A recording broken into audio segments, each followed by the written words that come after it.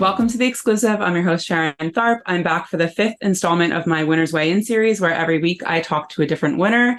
And this week I'm very excited because I'm joined by my friend, Big Brother 16 winner, Derrick Levasseur. Derrick, thank you for being here. Thank you for having me. Thank you for saying my name right. Appreciate it. Oh, why? People say it wrong? Sometimes a lot of people won't attempt it. A lot of people don't even attempt the last name. They just say Derrick. That's it. It's pretty phonetic, Levasseur. I don't know. Could be wrong. Mm-hmm. Well, thank you. And yeah, I would love, before we dive into like Big Brother 25 stuff, for the people that I guess don't follow you, you have a lot going on. So can you kind of catch people up on what you're doing? Because obviously you're podcasting. But yeah, give us the update. Wow. There's a lot. So own a PI firm, own a coffee company. Currently have a show on Discovery ID called Crime's Gone Viral. Been on a couple of shows, true crime shows. Before that, have a podcast called Crime Weekly, another podcast that some of the Big Brother people may have heard of called The Winner Circle with Cody. And I have a new show coming out end of September. I can't say much about it, but it'll be on TV and yeah, all that fun stuff. So a lot in the works. I'm curious, you've been covering Big Brother and the Winner Circle for a couple seasons now. You know, as a former player, do you enjoy covering the show? Are you enjoying it? That's the only reason we do it. Honestly, Cody and I are not in a position where we get to see each other a lot. So this kind of forces us to get together once a week, and we talk before the cameras even start rolling. And we do find ourselves enjoying the show more when we're talking about it with each other and talking about it with other house guests, because it kind of reminds you of when you were in there. So we enjoy it, because if we didn't, we wouldn't be doing it. And if we didn't enjoy it, it'd be very apparent and nobody would watch. Yeah, that's fair. But I do ask every winner, because I think the answers vary, but you were a fan of Big Brother, obviously, before you went on the show. I don't recall how big of a fan you were, but I know you were familiar with the show. Has your fandom changed since you've been on the show? You know, the behind the scenes stuff, like, has your fandom changed since before the show, before being on the show? Absolutely. You lose it's almost like when you find out, well, for all the little kids out there, block your ears right now. It's when you find out there's no Santa Claus, right? Like, it's one of those things where the magic of it is kind of gone when you're on there, because you get to see all the inner workings, the behind the scenes. That's one angle of it. And then the other angle is you appreciate it even more, because I had some of my best memories ever in my life in the Big Brother house. I can say arguably one of the best summers of my life ever. And not even just the fact that I won, but just the experiences I had and the people I met, and just like the bucket list that it was. I was definitely a fan before I went, and I had imagined myself going on a show like that, never thinking I would have the opportunity. So watching the seasons now, I'm a fan, but in a different way. You know, I can never appreciate it like I did as a viewer once, like as I once did before I went on. But no, I still love it, or I wouldn't be watching. Yeah. I mean, you live in Rhode Island. I'm sure people know you around there because it's a small place, but do you still get stopped for Big Brother or more for your crime stuff, would you say? It's a mix, but definitely more Big Brother. I mean, Cody and I were just in Nashville together. And that had to be interesting. Yeah. And it's one of those things where they recognize you, but they can't completely place you. And then they see Cody or vice versa. And it's like, it all comes together. And it's really cool after all these years. I mean, it's been almost 10 years, and to still have the amount of people come up to us and say they, appreciated the game and loved watching us. And when are you going back? That's the number one question. When are you going back? I want to see you back. But yeah, it's crazy. All these years later, still having people come up to me, which is not a bad thing. It could be worse. No, it could be worse. I mean, it's for something cool. But have you ever gone back and watched your season front to back? I did right after I won. It was maybe like a month or two after, because I did all like the interviews you do, and I wanted to see what the edit was like, and because I won, it's kind of cool to see that journey through the lens, right? Because to me it was all kind of a blur. And then to come out and have things that I didn't even remember saying or doing in the house. And yeah, I mean, of course, especially if you win, you got to watch it, right? I mean, you have to. Anybody who says they didn't, anybody who won and said they didn't watch it like almost immediately after is a liar. I've had a few. I don't know. Yeah, I don't believe them. I mean, If you go on a national TV show, you have to have a little bit of narcissism in you. Come on. Everyone watches. Fair. Unless it's like old school, like if you had like older players, like I should say there'd probably some people, but if they won and they're like, nah, I didn't care. I didn't want to see anything. I doubt it, but I mean, it's possible. Yeah. Do you, I know, are your daughters currently watching and have they seen your original season? So they've seen clips because what happens is, people will always come up to me and say like, oh, we watched your dad on Big Brother, or Tenley's softball team recently. There was a couple girls on the team and I was coaching the team. And then one day at practice, one of the girls was like, my mom and dad said, I'm not supposed to say this, but we know you were on TV and you're famous. And I'm like, well, one, I'm not famous. It's cute. But yeah, I was on TV. And then Tenley after was like, I have to watch this. I'm like, Tenley, you were on the show. We got to watch it. So we've watched YouTube clips. The one clip that they always watch on YouTube is the one where Tenley says, holla daddy. And they get a kick out of the fact that Cody's like on the aquarium and he almost like falls in the fish tank when it goes over because he like gets spooked by hearing a little kid's voice. And like they get a kick out of that because they call him Uncle Cody. They think it's the funniest thing ever that he like almost fell in the fish tank. That's, they're young. That's so cute though. I love that. So it's a good memory. It's a good memory. And that was the first time you met Cody, so now they know Cody differently. So that's cute. Oh yeah. They have no idea like the relationship there, but now they just see him as like goofy Uncle Cody because he's honestly a cornball. Every time we're on the phone, start screaming at him and stuff. It's great. Oh, in terms of BB25, I know you're watching, you're podcasting. Do you guys watch together, or you do your own thing? Yeah, so we watch the taped episodes separately, but then we have this thing that we're trying out this year where we do a live stream. And, I love that. It's actually been a lot of fun. It's actually been a lot of fun because, to be frankly honest with you, like I'd watch the episode and then I have other things going on. He has other things going on. It's like, okay, now we got to get on and record, and you have to write notes throughout the episode so you can remember to say it in the podcast. Where now we're just kind of live reacting to it. And we're kind of tinkering with it to see how it goes. The views and the listens have been just the same as they were when we put the episode out afterwards. So we enjoy it a lot more. So as long as everyone else enjoys it, we're going to keep doing it that way. Yeah, I thought it was smart when you guys also did the live finale. I thought that was cool. Yeah. That was something no one else was doing. Killed that one. I think we have almost 100,000 views on that video. I mean, it was crazy. It was crazy because, we were, I mean, say it now because obviously, it's already done, but everyone gets those interviews afterwards and you want to get the interviews out as soon as possible, where we were like, hey, if we stream them live, even if you don't like us, you got to watch. And I have to tell you, the thing that brought us the most joy was seeing people on Twitter going, man, I have to go watch Winner Circle right now because it's the only one with exit interviews. I hate them so much. And it just brings me a little bit of joy. That's all. Yeah, you guys beat me. No, I'm just kidding. We did. And you had the first interview or one of the first, but that was our way kind of around it. But now obviously everyone's caught on and, everyone does their thing now. Yeah, well, that happens. But they're fun. I like that. It was cool. In terms of this season, who are your favorites? Who do you like? I know the people that obviously listen to the Winner Circle know, but for the people that haven't yet, who are you liking? So originally I picked Jag. I thought Jag was going to be the front runner. And now I think you have to say someone like Surrey, but I actually think one of the best players in there is Corey as well, too. I think he's got a really good handle on the game. But the good thing about this season is, it's kind of still up for grabs. I know Surrey's in the driver's seat, but I feel like with this house, it could flip in a second. I know everyone's like thinking it's going to be a steamroll, but I really think that this season, because of some of the indecisiveness and the fact that we're on the verge of like a couple secrets coming out that could change the whole game, you don't know what tomorrow's going to bring.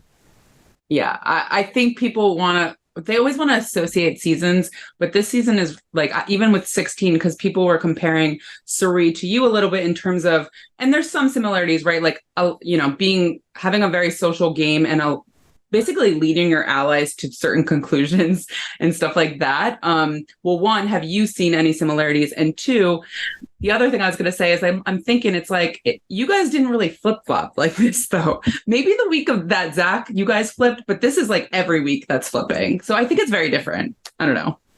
I mean, I said this on the winner's circle, and it's no shade at Surrey at all, although people will take it that way because that's what they do. I thought, because I've only seen Surrey on Survivor, and obviously it's an edited show, and she always got like a good like mastermind edit, and all this stuff. So I was expecting like the super strategic player where we were going to see her strategy from the beginning just kind of play out each week. And I feel like when it comes to social skills and social awareness, she's like the cream of the crop. And when it comes to like the overall history of Big Brother, like that's why she's great at all these games. Her knack for communicating with people that she just met is like second to none. But as far as the strategic side of things, I'm not as impressed. I feel like she's a little disheveled, and she's kind of relying on others more so than just herself. And, sometimes where, again, there's no comparison. We're all different. But with me, I had a game plan from day one. I might have entertained others' ideas, but make no mistake about it, at the end of that conversation, we were going to do what I wanted to do. And they were going to do it in a way where they thought it was their idea. Right. That was it. And Surrey is really like flip-flopping and on the fence and not sure of herself. And maybe that has a lot to do with the fact that there's these other dynamics to it where she has her son in the game. She has Izzy, who knows her secret. I don't know. Every season's different, but overall, she's an amazing player. And anybody who can go on all these different types of shows and still do well, you're obviously really, really good. So I see some similarities, but, I also think she's a very different player, and some may argue even better. It's all subjective. Yeah, I think that this week is really not great. I mean, they used a power to save Jag, and now Jared's using his HOH to get rid of Jag. I'm so confused. That's my point. It's very messy. It's very messy. It's not surgical at all. They're not on the same page. I don't really know who is in charge right now. I feel like everyone's kind of just doing their own thing. And although I will say, if I had to put one person who has the best pulse on the house, it's obviously Surrey. She has everyone trusting her. But again, I don't know if that was a plan or more so just her innate ability to communicate. She just has this knack where you want to be around her, you want to talk to her, you want to trust her. And that's just something I think that you're born with. It's an innate ability that she has organically. Yeah. And it's interesting with the Jared of it all, because he, I think he's in there like, I want to play my own game. I want to prove myself. And he's, bragging about these secrets. But like, do you think Jared will be her downfall?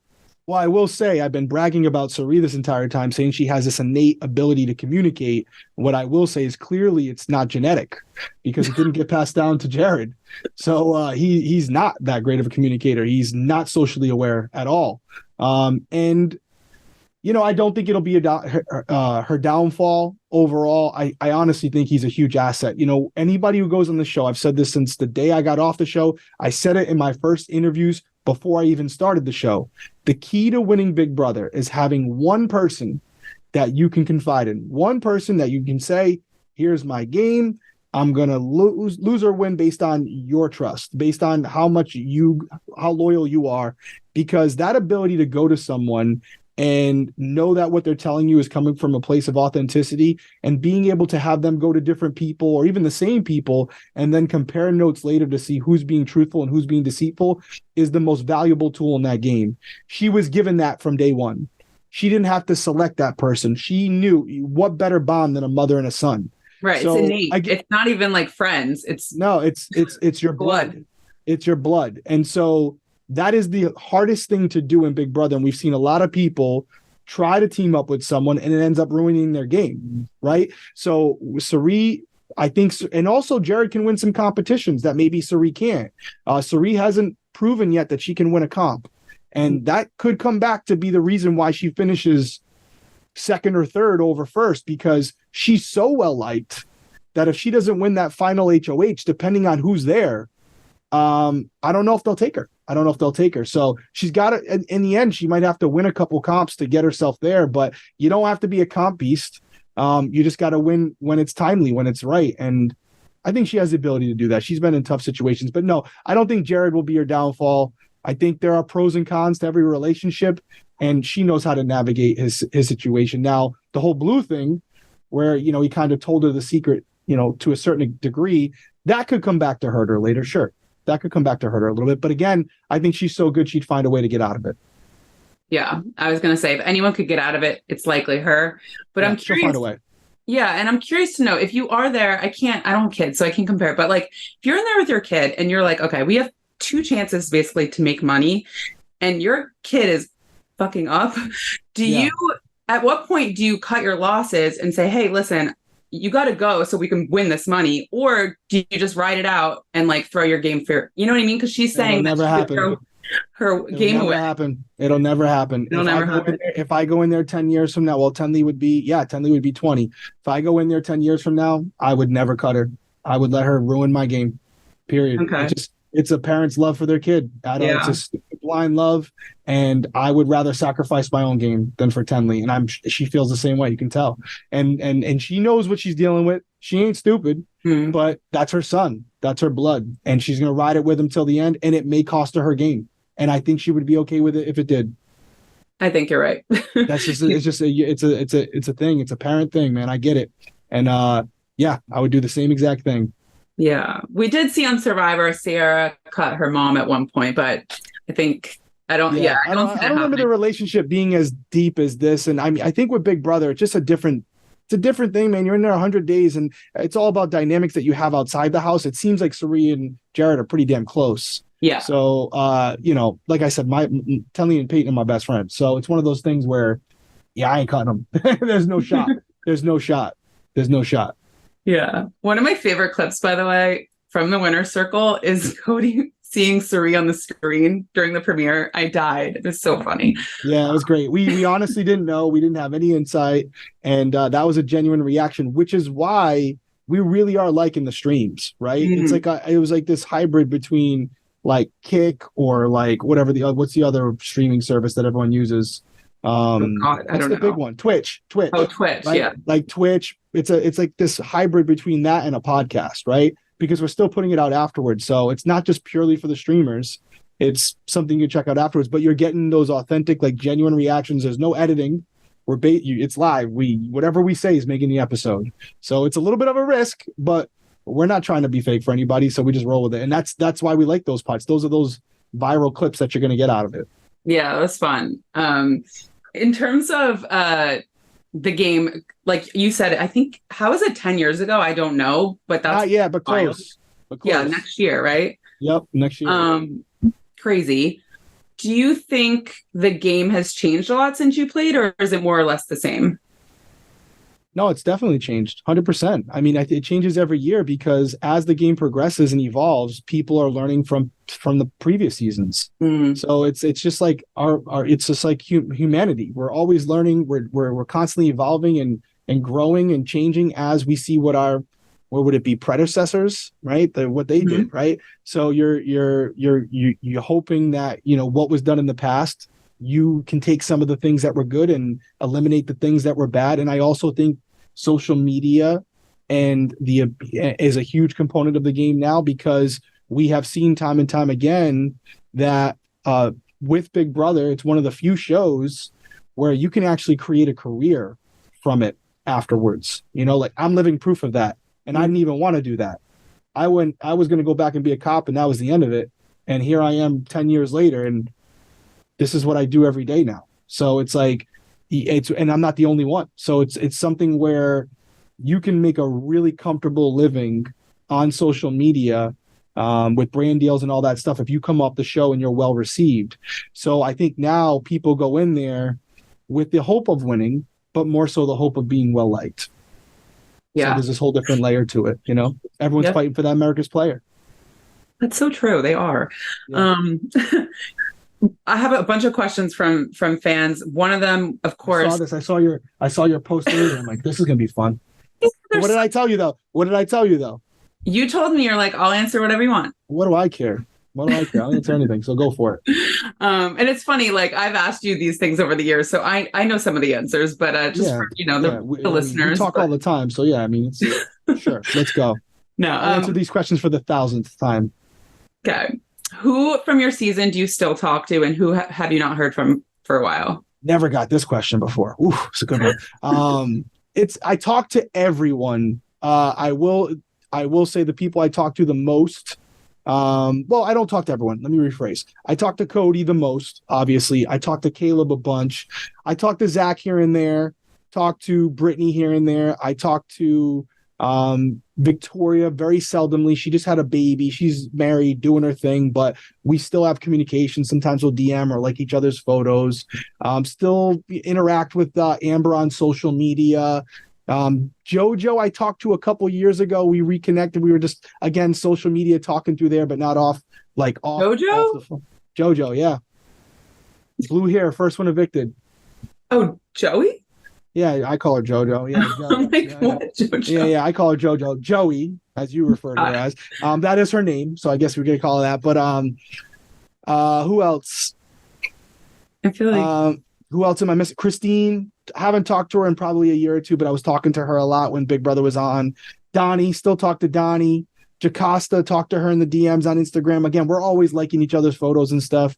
The only one, am I missing anybody before I get to Nicole? Because I'm sure that's the only one they care about as far as dynamic. Is there anybody else? Devin? I've talked to Devin in the past. He was working for the prisons. But I don't talk to him every day, but it's something where we'll text once in a while here and there. Hayden, I've talked to a bunch.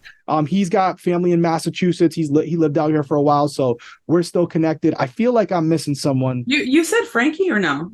No, I didn't say Frankie, but I'm super tight with Frankie. Yeah, I talk all the time to Frankie. We're close. And then Nicole, unfortunately, with some past stuff, with the whole Big Brother 22 thing, shit was said that probably shouldn't have been said, and it happens. We had a falling out, but I wish nothing but the best for her. I don't have any ill will towards her. We still have each other's number, but we haven't talked since Big Brother 22, but it's not like we're actively out there rooting against each other. She's got a family, she's doing her thing, but we're both adults. And the reality is not everyone's going to get along in life. And we just have a difference of opinions on some things. I had spoken to Victor. Me and Victor are not fans of each other. And we both had some words him and I said to each other, and that's it. There's no ill will. We're all adults, and you live with it. But again, I think that they would say the same about me. They wish me nothing but the best, and we're all good to go. There you go, people. Yeah. I will ask another question about BB22 toward the end, but I know you will. Got a couple, Yeah.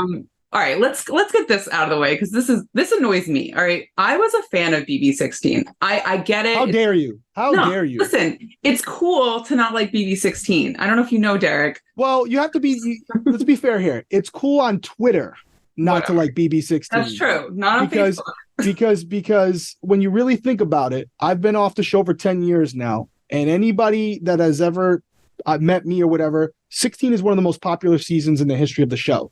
And I'm not talking about, it's one of the everyone I talk to says, I stopped watching after your season, Mm-hmm. And I'm not saying that it's the best season. Again, it's all subjective, but it's cool to dislike BB16 on Twitter.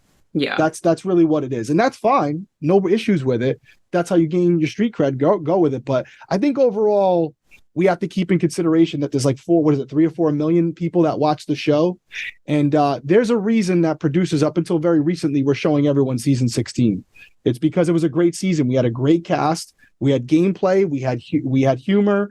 We had fights. We had it all. It was a little boring. There's a lot of good characters too. A lot of great characters. But yeah, to your point, there's definitely the stigma behind 16 on I would say more specifically X, as we now call it. Oh, X. I was like, what are you talking about, Xavier? How dare you? Elon might be listening or watching. Whoops. Guys, okay, we get it. BB16 is a steamer, whatever. Yeah. I still loved it because your game, no one had done what you'd done up to that point. So for me, that was still exciting. Now, one question someone wanted to know was, watching these seasons, do you think anyone's tried to replicate your game? Like, has anyone played a Derrick sort of game or taken things from your game that you've noticed? And this is like setting me up for failure here. I know a lot of people have. A lot of people have, after me, have told me personally, and have even said on the show that they want to be Derrick. And I think that's why people hate 16 so much, is because they don't want to see any more Derrick games. The Derrick games are not fun. The Derrick games are business oriented. You're going in there to cash a check. You're not going in there to entertain. I didn't sign up for the circus. I signed up for Big Brother. I don't care if you like me or not. I wanted the money to change my life and my family's life. So I was going in there making decisions not on how they would be received by America, but how they would further my game. And sometimes those are safe decisions. I would a lot of the reasons people don't like Big Brother 16 is I squashed a lot of the fights. I made sure people didn't go outside themselves and say things they regretted, because a lot of those people were in my alliances, and I knew that ultimately I had to keep us together for a certain period of time in order for us to get to the end. And you saw the Cookout do that as well, right? It doesn't necessarily make for an interesting season, but it does get you to where you want to go. And that should, for everyone, it should be winning. So I think there's been multiple players who have taken things from my game, and you know, I think it's not because I invented it. Dan did it in some ways, and there's been others as well. And you know, you learn from the past winners, and you apply those things, and you develop your own style. Yeah, and it's funny, like no one's ever happy, right? Like this season, you know, okay, steamroll, but then they're flip-flopping back and forth, and now we hate the flip-flopping. It's like you never 1,000%. And again, when you say that, where is that source from? Oh, it's all Twitter. Yes. That's it. They're never going to be happy. They're never going to be happy. And it's, you know, I love Twitter. I get a lot of my news from there, but I don't go there for people's opinions.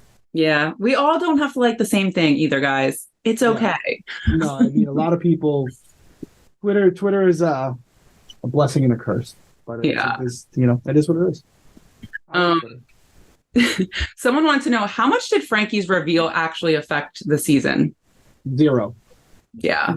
Zero. I mean, I remember it didn't make the show. You had said before we started, like, can you give me something that maybe is an exclusive? I'll tell you one thing that didn't make the show. They brought me into the diary room right after that. And they said, you know, so what do you think about this reveal and that he's going to build these houses in Africa? I said, I think it's great. I think Ariana's going to have to pay for him because he's not going to get the money here. I thought it was a great line. That is a good line. But it didn't make the show. And maybe that was because they were giving me the hero edit. I don't know. But I was like, Ariana can pay for those houses. You know, I think it's great what he's doing, but you know, I'm here to win, and I'm not sacrificing 100 days with my newborn for Frankie Grande, who has a millionaire sister, you know, to build these houses. So it changed my game 0. It didn't make me want to get him out sooner or later. It was a last ditch effort by him. He was almost gone already, and we all knew it. We talked about it, and we knew like what it was and what it wasn't. And I think I've even said on the feeds a couple times, like, guys, he's not going to like get you a record deal or introduce you to, you know, the record people. We did get to meet Ariana. I actually stayed at her house when I was filming the first season of Breaking Homicide. So she's an amazing person. I love her to death.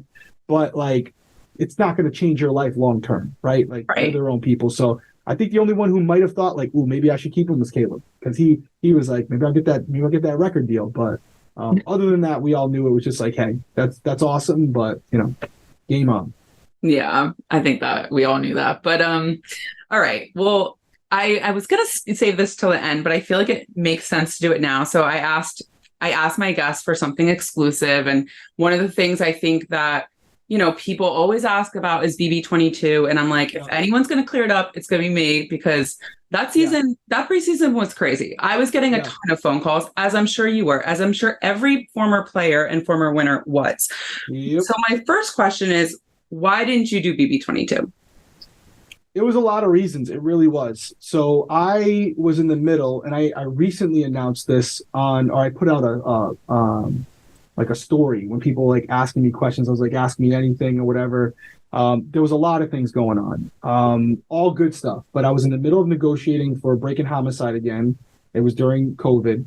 I was actually, the first week that Big Brother started, I filmed a pilot that was going to be this huge daytime talk show for ABC. And I put out the photos online where it was like, I think I told you about this. You did, yeah. I remember talking to Allison and Rich about it, saying like, you know, I would have to back out of the game if this comes up because this is a life-changing opportunity. And they were like, yeah, 0 chance of that happening. But I was still on the fence about going. And then there were some things that happened behind the scenes, and we'll get to that in a second, that I didn't really love. And in the final straw, which supersedes all of that, and this is a true story, was Tenley is an anxious kid, you know, and she was starting to ask me a lot of questions. And, you know your kid. And she was trying to pretend that she was okay with me going, but I could tell she wasn't. And I kept asking her. And at one point, I told Allison and Rich that, hey, I'm probably in. I'm going to do this. And then I told Tenley, and I told Jana, and I told Peyton. Peyton was young. And I'm sitting on the couch. Tenley comes downstairs. She puts her head on my lap, and I start rubbing her back. It's the middle of the night. It's like 2:00 in the morning. I'm like, hey, what's up? She's like, I had a bad dream. And I'm like, Tenley, what's the matter? This is like your third bad dream in like the last 2 weeks. She starts crying. And she says, I don't want you to go. And I said, that's it. I'm not going. I called them the next morning, told them I wasn't coming. They asked me if there was anything they could do. You know, I could talk to Tenley once I got to I said, 0 chance. I'm done. Robin called me right after. I said, there's nothing you can say or do that's going to make me okay with getting in a van and watching her watch me leave when she just asked her father not to go. Can't do it.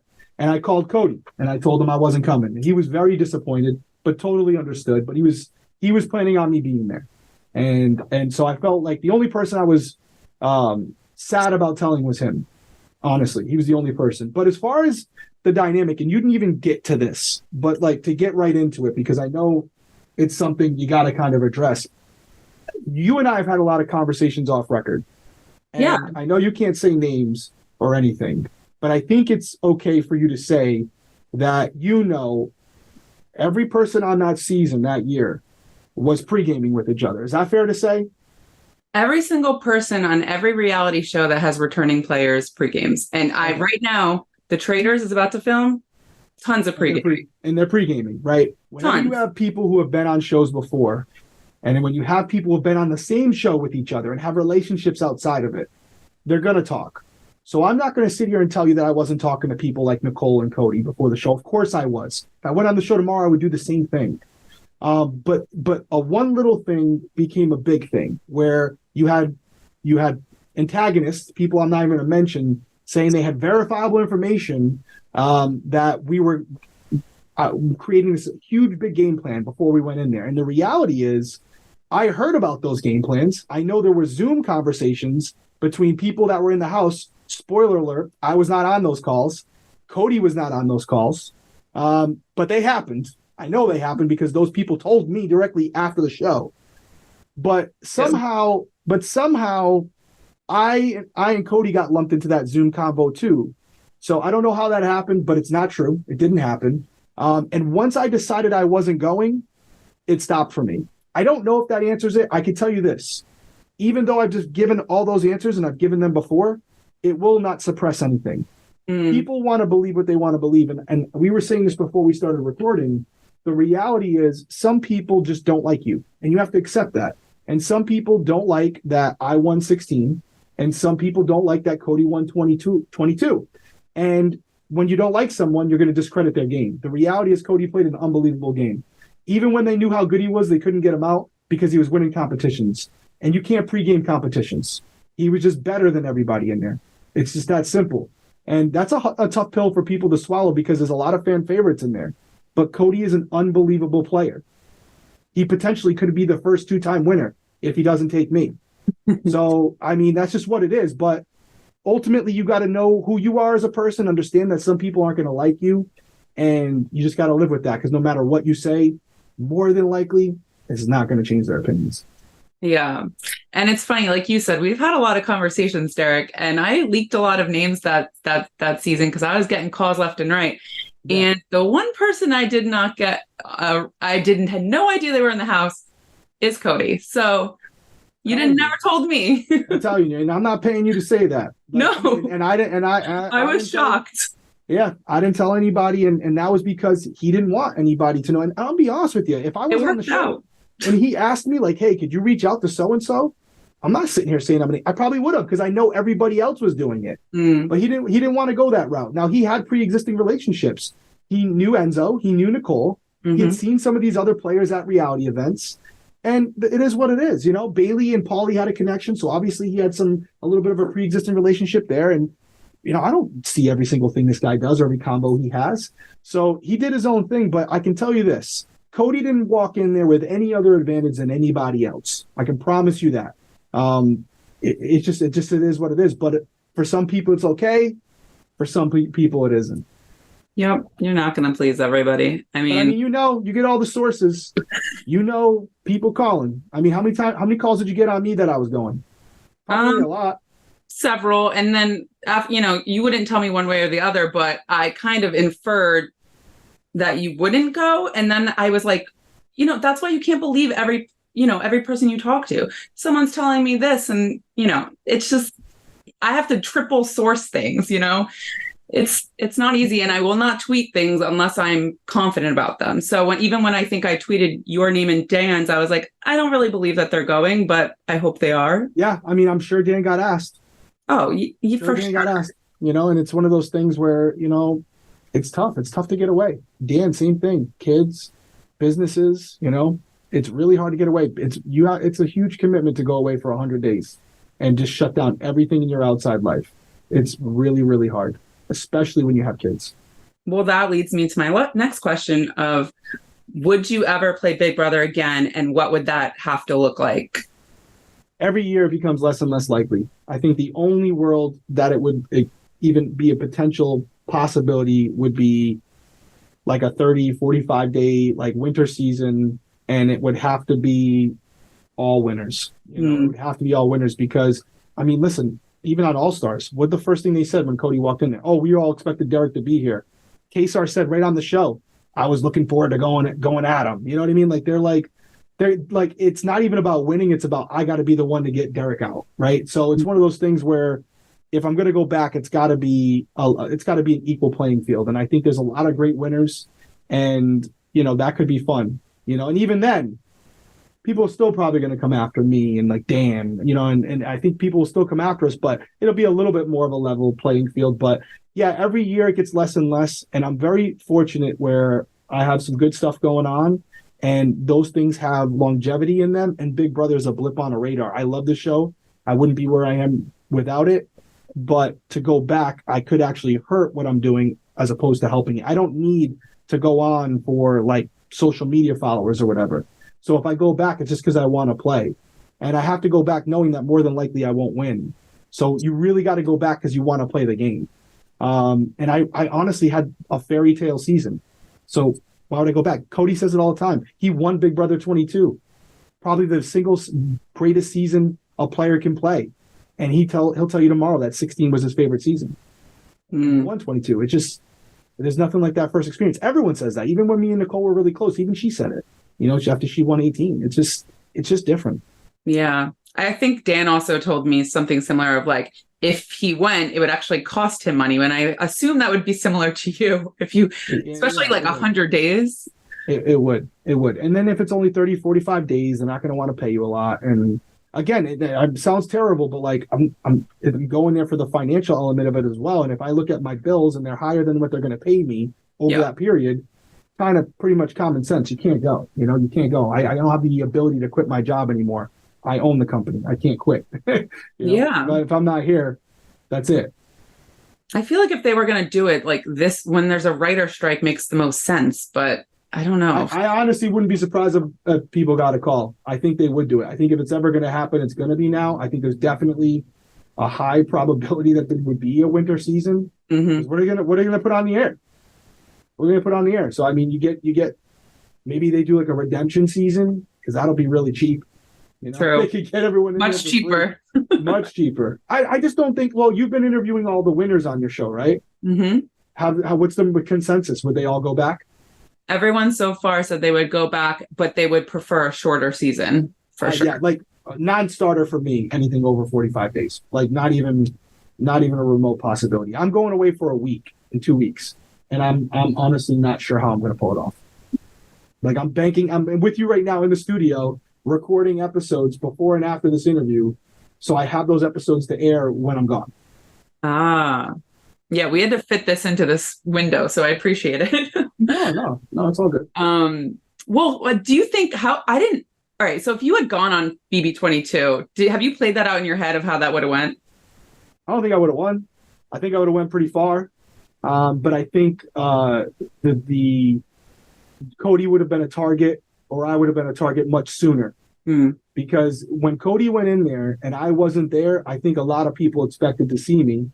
So when I wasn't there, they kind of let their guard down. And I think there was still this misconception that Cody wasn't a good player. Yeah. And they found out the hard way. You know what I mean? Like the dude is really, really good. And there's a reason why it was so easy for me is because I had one of the best players to ever play the game as my partner.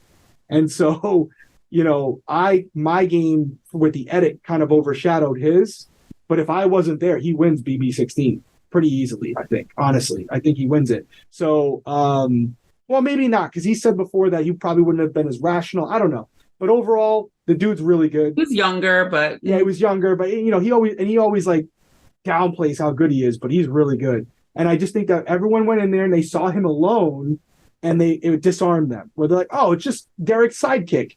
We don't have to worry about him right now. He's dumb. And then he won the first comp. They're like, it's probably a fluke. And then he won a couple more.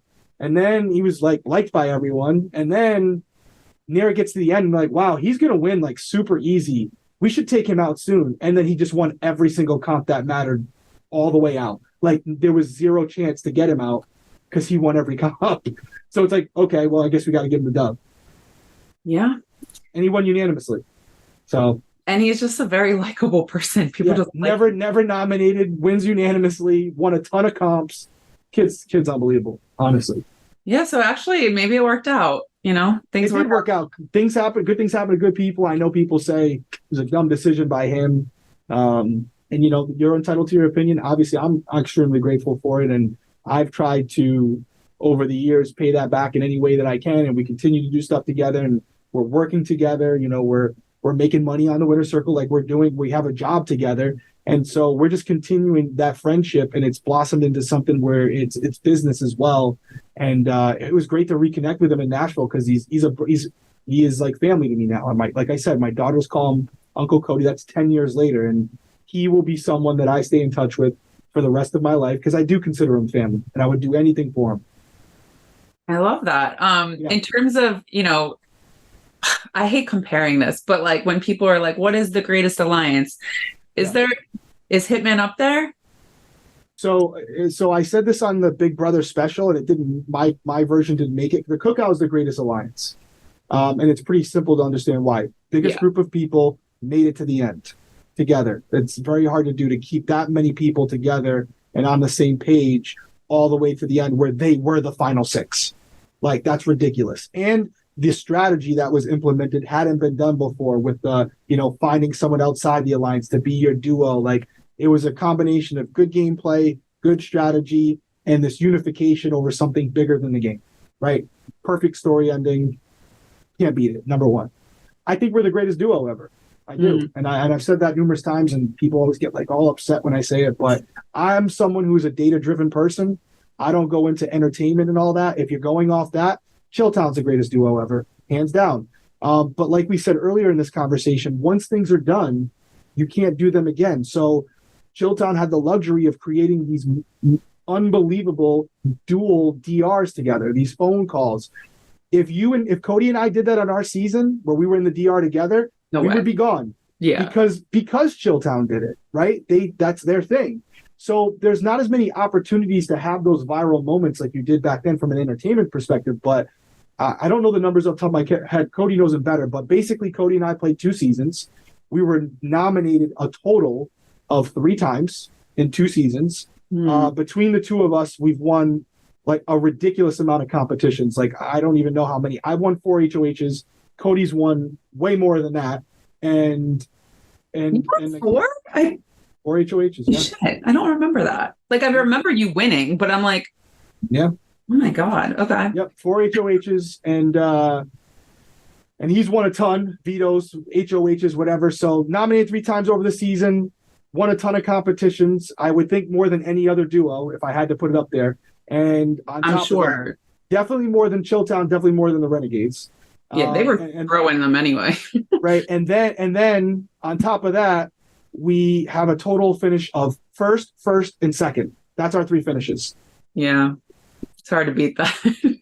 I don't know what else to say. You can hate us. That's fine. But that just means we're polarizing. But listen, it's like any good duo. You're going to have people who love you, people who hate you. And I know this sounds like I'm very self-aware. I know how this might sound cocky, but that's honestly what it is. I'm not faking those numbers. And I don't wish it upon anybody out there to not be proud of what you did. You know what I mean? If you do something good, you should be proud of it. And we're extremely proud of what we did. Wouldn't change it for the world. And Does it matter that we were the best duo? Absolutely not. It doesn't mean anything for our life. It doesn't help us at all. But it is cool to say. It is cool to say. Yeah. Comparing 1-to-1 is so hard too. Like every season. Yeah, I would ask you, but I'm not, because I know you have to be diplomatic.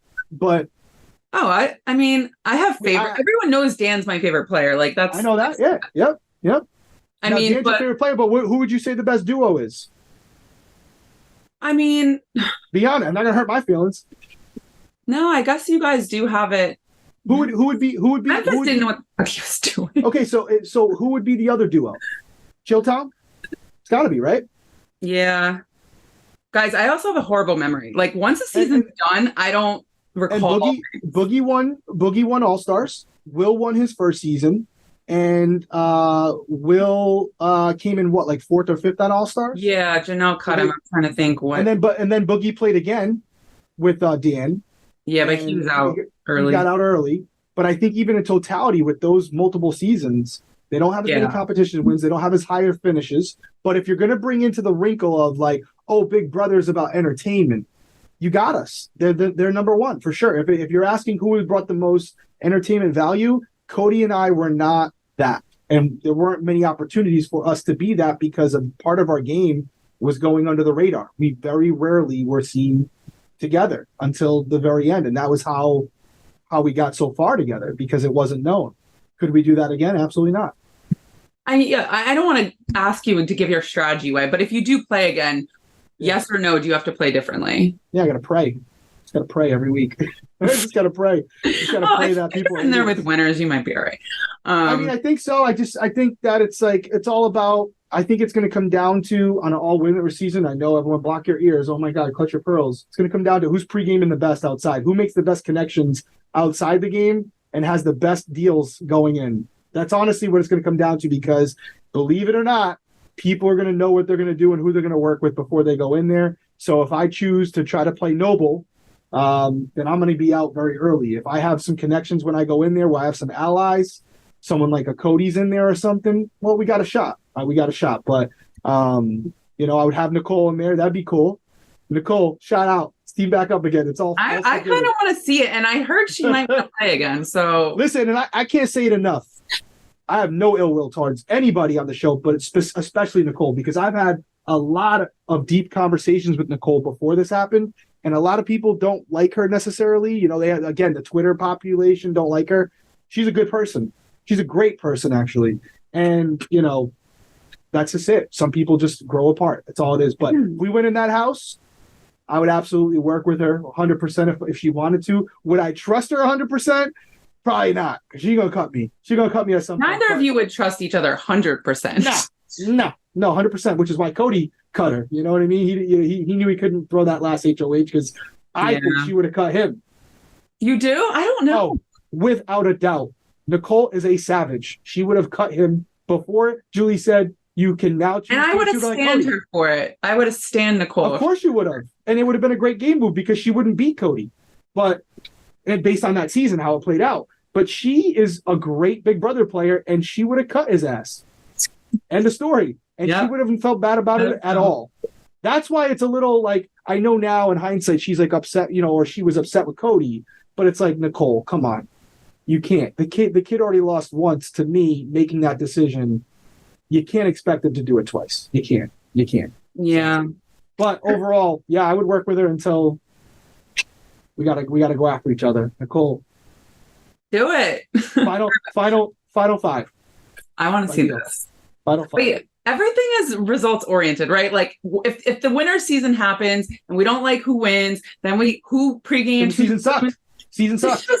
Guys, I just want us to have fun. I don't know. It's just a lot. What is Big Brother supposed to be? You're supposed to watch Big Brother and leave it with a smile on your face. Yeah. Because it's a game. It's a game. And there's some stuff going on this year with a couple of house guests. You're probably going to ask me about it, but it's one of those things where there's some things that go on that are outside the game and it's, are bigger than the game, and they get brought in, and then it taints it for a lot of people. And some people just want to watch the show to see backstabbing, lying, cheating, stealing, strategy, all that good stuff. People getting slime thrown on them. And you just got to see it for what it is. These people are not going to be presidents of the United States. They're just we're all a bunch of morons that agreed to go on TV for 100 days because we need that, attention from you guys. It's a TV show. Yeah. That's what it is. You're not going on Big Brother to change the world. Derrick, I do want to ask you, have you ever turned down any other reality shows that you can... You know the answer to that. I know, but people want to know. Yes, of course. Multiple shows. Anything that sticks out that you could say, or? Well, the one you asked me about the other day that I told you I can't say that one because they still want me on that show. And that could happen. That could happen because logistically that is a very short show. But they've asked me to do the challenge. I'll never do that show. That's not only because it's a lot of drama.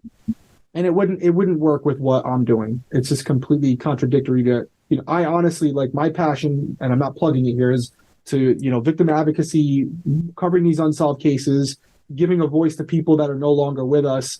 And in order for law enforcement and politicians to take you seriously, you got to have the credibility. And certain shows, the things they ask you to do, they're going to bring that up and they're going to post that.